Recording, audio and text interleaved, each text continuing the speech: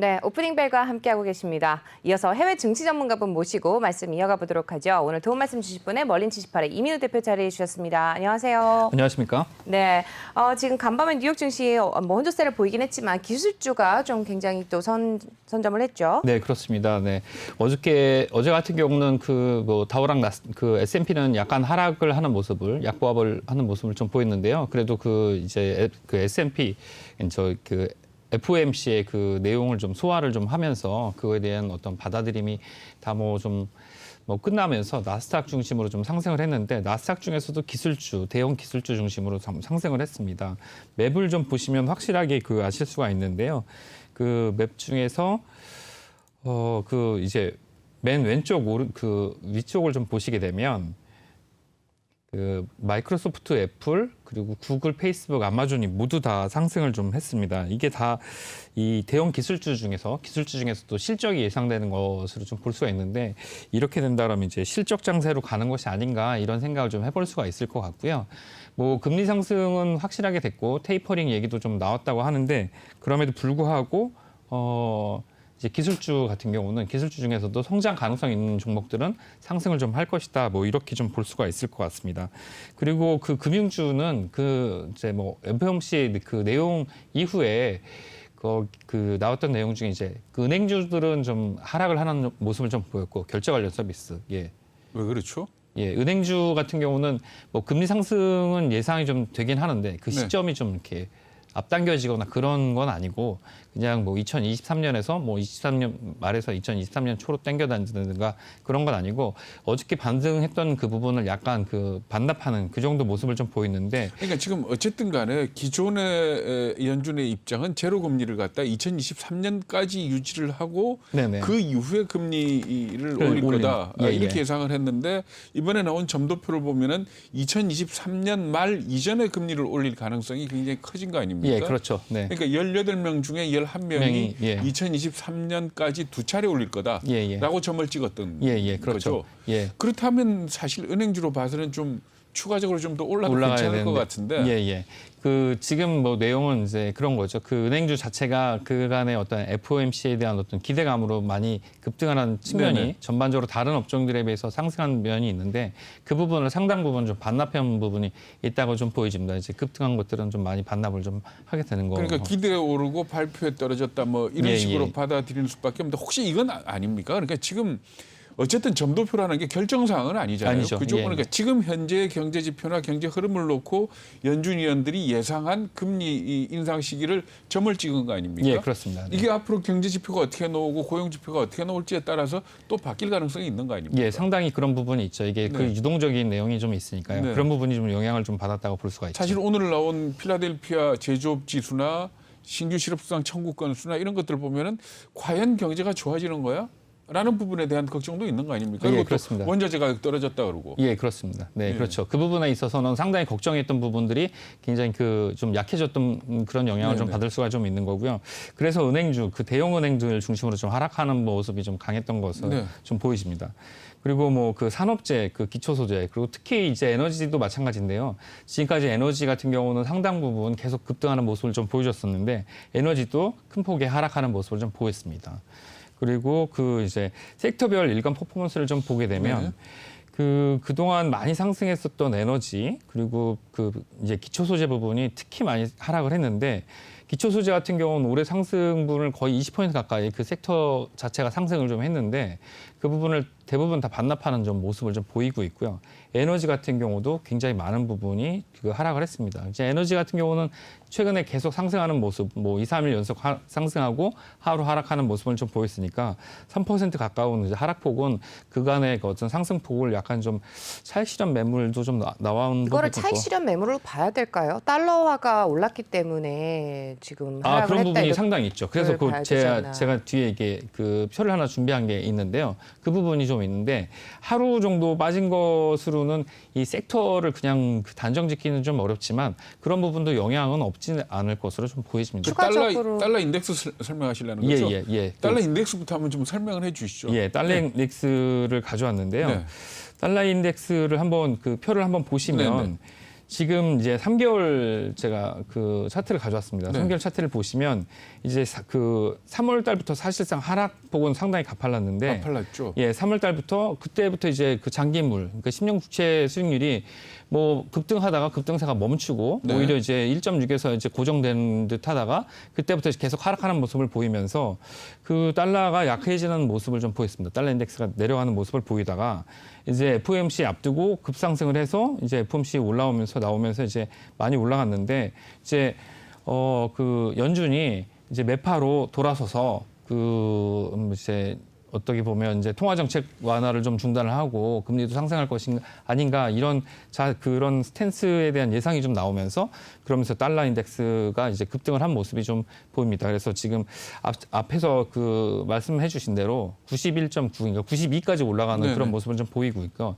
이런 것 때문에 원자재, 원유 뭐 이런 것들 가격이 다 영향을 좀 받는 것으로 좀 보입니다. 그런데 사실 90을 중심으로 왔다 갔다 하는 이거는 어떻게 보면 달러 가치로 봐서는 일상적인 움직임 아닙니까? 아, 그렇죠. 예. 근데 지금 그 오른 기울기를 보면 예. 굉장히 가파르게 오르고 있어요. 예, 가파르게 올랐죠. 네. 이런 식으로 지금 주간 상승폭이 상당히 많이 올랐는데 이런 네. 식으로 2, 3주 더 오르게 되면 뭐 가장 높았던 93이나 뭐 94를 그 터치하는 거는 금방 그 달성이 가능할 것 같고요. 그렇게 된다 그러면 뭐 그동안 이제 걱정했던 그 이제 그 달러 결제의 원유나 아니면 이제 그런 그 원자재 가격이 떨어지는 뭐 예. 그런 건 있지만 예. 사실 달러 가치가 계속 오를 거다라는 전망이 있으면 걱정이 네. 우리 시장 아닙니까? 아, 그렇죠. 네. 네.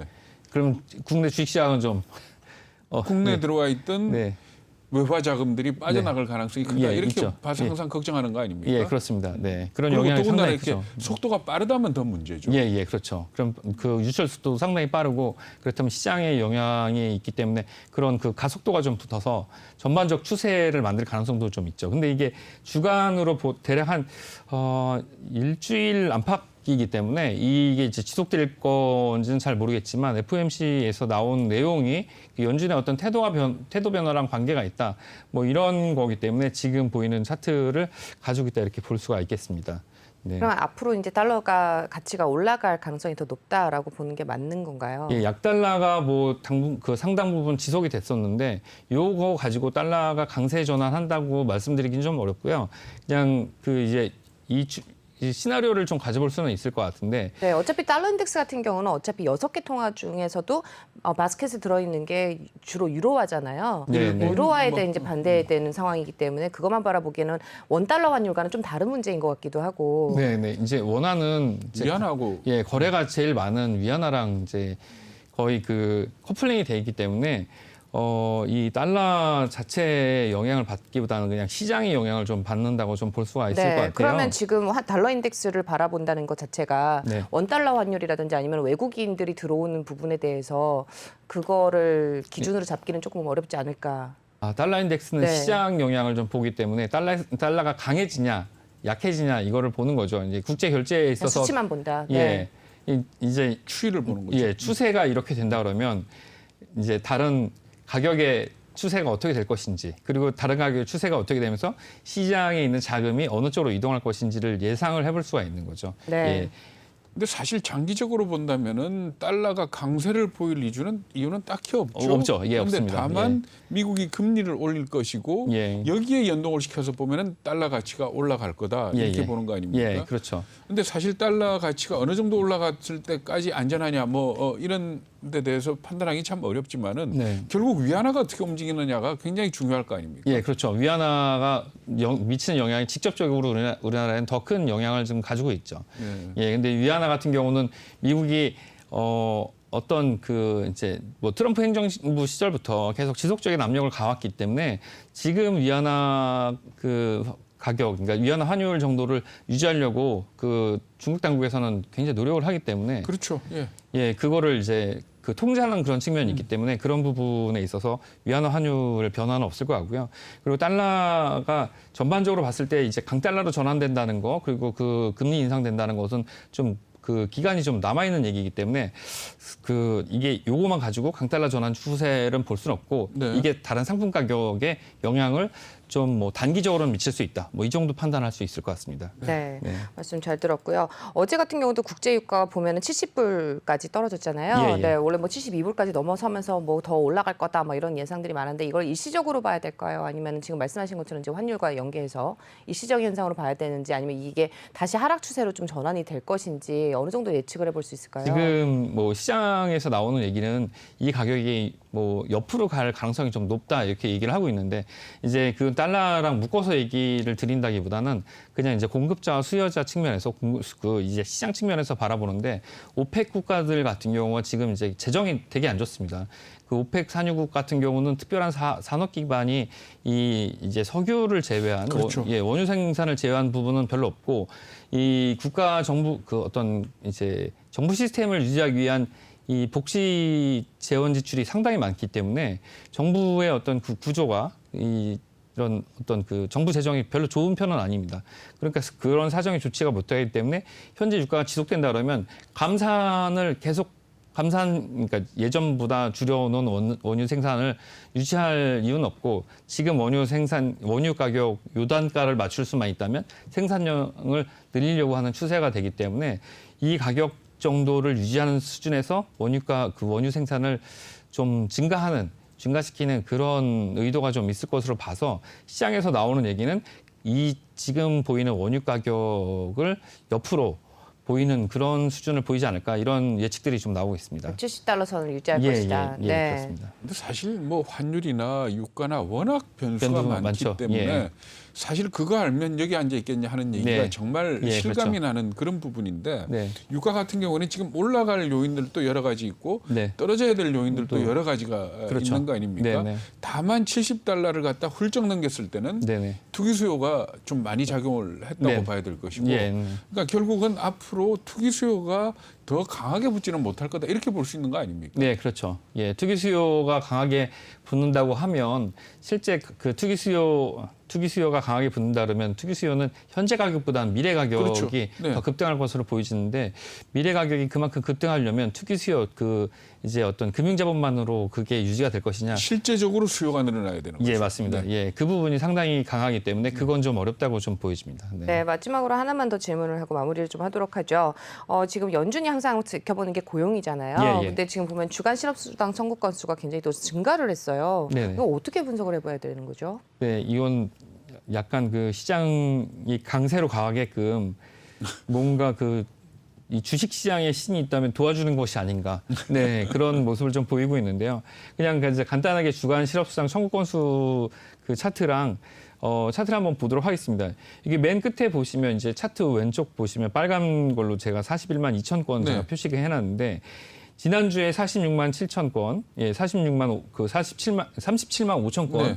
그리고 예상은 이번 주에 35만 9천 건이 나올 거라고 생각했는데, 이번 주에 실업수당을 받은 새로운 사람들이 41만 명이 더 늘어났다는 건데, 이제 더 늘어난 거죠.